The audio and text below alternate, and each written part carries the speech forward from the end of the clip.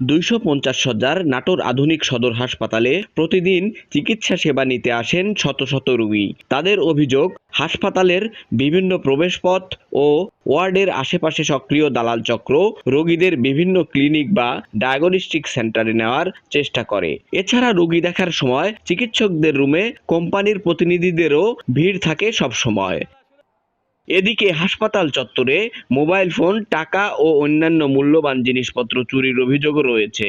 রোগী ও স্বজনদের দাবি, পর্যাপ্ত নজরদারি না থাকায় এমন ঘটনা ঘটছে। একটা লোক আসতেছে গ্রামের, সে বোঝে না, তাকে ঘেট করে ধরে নিয়ে চলে যায়। অনেকক্ষণ থেকে ঘোরাঘুরি করতেছে এবং অনেক রোগীকে বিভ্রান্তি করতেছে যে এই জায়গায় যাইতে হবে, এখানে এটা করতে হবে। রোগীর চিকিৎসা আমরা কষ্ট করে হলেও আমরা টাকা পয়সা জোগাড় করে আমরা সেই কাজ করি। সদর হাসপাতালে যদি এরকম দালাল থাকে বা এই অবস্থান থাকে, তাহলে আমরা সাধারণ মানুষ কোথায় যাব? দালালদের জন্য সঠিকভাবে চিকিৎসা বা ট্রিটমেন্ট পাওয়া এরকমভাবে অসম্ভব হয়ে পড়েছে। আশপাশে যা আছে না, কর্তৃপক্ষ আমার ইয়াতে ওরাই আছে।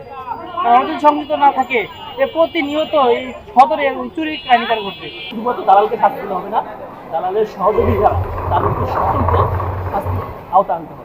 সব অনিয়মের বিরুদ্ধে দ্রুত ব্যবস্থা নেওয়ার আশ্বাস দিয়েছেন সিভিল সার্জন।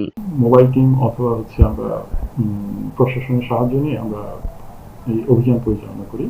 আমরা যদি নতুন করে আমরা যদি দেখি যে দালালের উপক্রম বেড়ে গেছে, আমরা আবারও অভিযান পরিচালনা করব। প্রয়োজনে ভ্রাম্যমাণ আদালতের মাধ্যমে অভিযান পরিচালনার কথাও জানান সিভিল সার্জন।